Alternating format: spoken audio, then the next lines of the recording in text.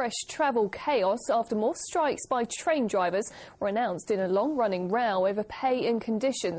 The drivers' union ASLEF said its members at National Express East Anglia will walk out for a week from September the 21st. Workers staged strikes last month, but the action was suspended after a new deal was put forward. ASLEF said that its 800 members have refused to accept that deal. Last month's strikes hit services between London and Essex, Cambridgeshire, Norfolk and Suffolk. A man arrested in Suffolk and found to be planning a racist bombing attack was today jailed at the Old Bailey in London. 48-year-old Neil Lewington from Reading had created a bomb-making factory in his bedroom. When police detained him at Lowestoft railway station last year, they found 2 bombs hidden inside his luggage. Malcolm Robertson has this report. The face of an evil man intent on a racist terror campaign. These were the moments when Neil Lewington's plan was thwarted at Lowestoft railway station. His war against the people he called non-British was at an end. Lewington, an unemployed electrician, was a loner who lived with his parents in Reading. On October the 30th last year, he travelled from his home to London and then caught a train to Lowestoft, where he was due to visit a woman he'd arranged to meet via the internet. Lewington was carrying 2 bombs in his holdall. He might never have been caught but for the intervention of a train conductor who reported him to the police because she was so disgusted by his antisocial behaviour, urinating on the platform. When police officers searched him, they were shocked by what they found. In his bag, the components for firebombs. In his wallet, handwritten notes detailing his planned attacks. Authorisation was given for his home address to be searched, and it was in his home address that obviously other items were found, including literature of an extreme racist type. Lewington would spend most of the time alone in his bedroom at his home in Reading. His parents described him as an alcoholic who lived in a world of his own. He'd often drink 16 pints of lager a day. Passing sentence, Judge Peter Thornton told Lewington, "You are a dangerous man, somebody who exhibits emotional coldness and detachment. You would not have been troubled by the prospect of endangering somebody's life." What do you think he was doing with those devices in a holdall in Lowestoft? I can't comment on that. You know, we can speculate, was he going up there to go on a beach, and that was he just taking them for a ride on a train? There's a whole variety of reasons, and obviously Metropolitan Police took over the investigation from us. And that, you know, he was up there to meet somebody he had met on the internet. As far as we're aware, that was to make friends with them in person, as opposed to anything sinister. But obviously what he was carrying in his bag was sinister. Lewington, who'd earlier been convicted of having explosives with intent to endanger life, has been given an indeterminate jail sentence, with a judge insisting he must serve at least 6 years. Malcolm Robertson, Anglia News. Right, it's 13 minutes past 6. Do stay with us. Amanda's going to have the weather. Well, more news from Norfolk, Suffolk and Essex now. A TV presenter on the satellite music channel MTV has been stabbed while shopping at a supermarket in Norfolk. Matthew Pritchard was stabbed in the neck at this co-op store at Toftwood near Dereham. Police say it followed an altercation between 2 men. The 36-year-old was treated by staff before being taken to hospital. He was later allowed home. A local man in his 30s is being questioned by police. It's believed Mr. Pritchard had been in the area to visit friends and family. A teenager has been charged following an armed incident at a bowling alley in Ipswich. Police were called to Solar Bowl in Sproughton Road on Sunday evening after reports of a man wielding a handgun and that he'd locked himself in a toilet. The bowling alley and a neighbouring supermarket had to be evacuated. A 19-year-old Ipswich man has been charged with possession of a firearm with intent to cause fear of violence. He'll appear in court tomorrow. Police have issued an e-fit of a man they want to question about a sexual assault.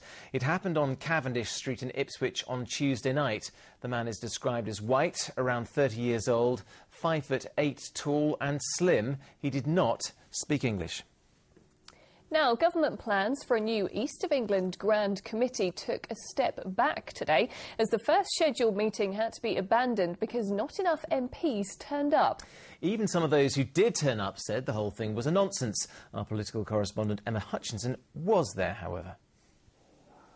This was supposed to be a little bit of Westminster brought to Bedford. MPs from across our region meeting under parliamentary conditions for the first East of England Grand Committee meeting. Parliamentary officials were here, even the protesters came too. There weren't enough politicians. On the agenda here, issues like the A11, the A47, the Bedford Western Bypass and funding for Cambridgeshire. But to get this meeting going, at least 17 MPs had to be here out of 54 in the East of England. Only 13 turned up, so the whole committee had to be abandoned. Well, it's an understatement to call it a farce. I mean, it's a complete failure. And there were some big issues I wanted to raise on behalf of my constituents. There is things we want to achieve, and there are things I needed to criticise. And the meeting didn't take place. Very disappointed that more of our colleagues haven't come. It is principally the Conservative members who haven't shown up, and I think it's because they are not in favour of having some kind of regional accountability. I think that's wrong. I'm a strong supporter of the idea of the Regional Grand Committee. Major decisions about our transport infrastructure, housing, planning, agriculture, the coast are taken at a regional level, and I think that needs to have parliamentary accountability, and that's why I favour this structure, and that's why I've come. One MP who didn't make the journey to Bedford said it was because he didn't support the idea of having a Grand Committee. It is a complete and utter waste of time. It's a con by the government, who are desperately wanting to connect with the public. They've arranged a series of these regional committees to discuss in general terms the future of the Eastern region economy. This was supposed to be one of Gordon Brown's big ideas, giving MPs the chance to question what happens in regional government. Although this committee will now be rescheduled, many MPs are now questioning the cost and the point of having these meetings at all. Emma Hutchinson, Anglia News, Bedford. Archaeologists who are excavating one of the most important Roman sites in Britain say they believe there was an even earlier settlement there.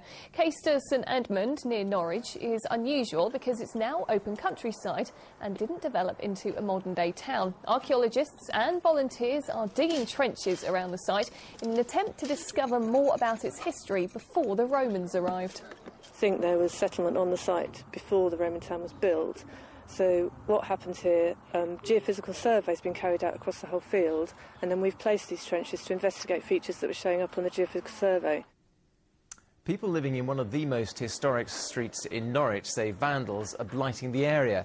Elm Hill has been used by filmmakers and is a magnet for tourists, but recently residents say drunken revellers have been smashing windows and causing a disturbance, and on a regular basis, in fact.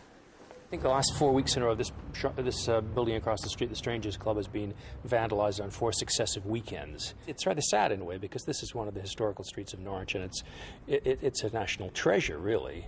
And for people to treat it this way, I think, is sad, you know.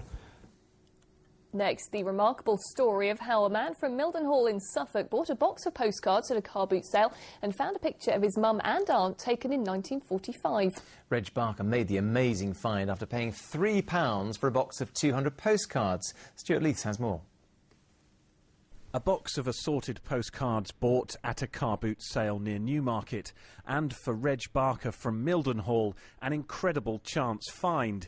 His mother pictured on one of the cards in a photo taken in London on VE Day back in 1945. It was just a total shock, really was.